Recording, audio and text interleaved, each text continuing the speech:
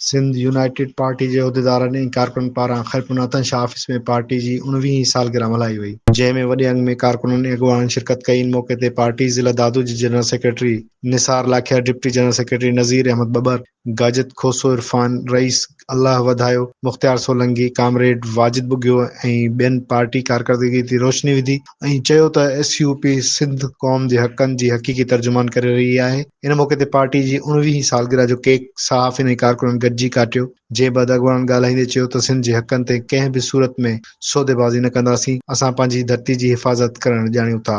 असांखे भेरो ॿीहर ॿुधाईंदो त सिंध यूनाइटेड पार्टी जे उहिदेदारनि ऐं कारकुन पारां खैरपुनातन शाह ऑफिस में पार्टी जी 19वीं सालगिरह मल्हाई वई आहे।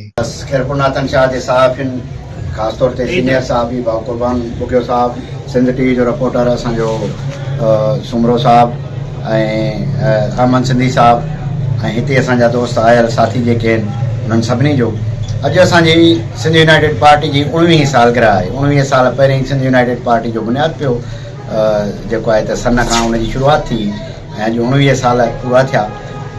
उन जी सालगिरह हुई 19 ऐं असां हिकिड़ी नंढड़ी तक़रीब रखी हुई।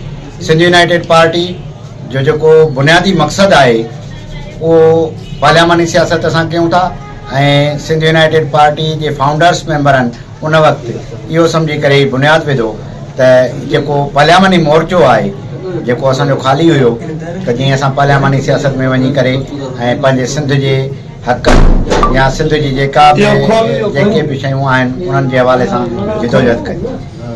पोइ साईं जलाल महमूद शाह असांजी पार्टी जो चेयरमैन आहे ऐं साईं ज़ैन शाह सदर आहे पार्टी जो मेंबर ऐं अॼु सॼी सिंध में ही पार्टी सालगिरह जूं तक़रीबूं थी रहियूं आहिनि ऐं असां ज़िले दादू तरफ़ां चइनी तालुकनि में सालगिरह जा प्रोग्राम्स नंढड़ा रखिया आहिनि, जंहिंमें केन शाह में बि असांजो हीउ नंढिड़ो तक़रीब आहे ऐं सिंध यूनाइटेड पार्टी हिन सिंध ते जेके वार थियनि पिया, सिंध जी मैदनियात खां वठी सिंध जी कारपोरेट फार्मिंग ताईं जिदोजहद में आहे।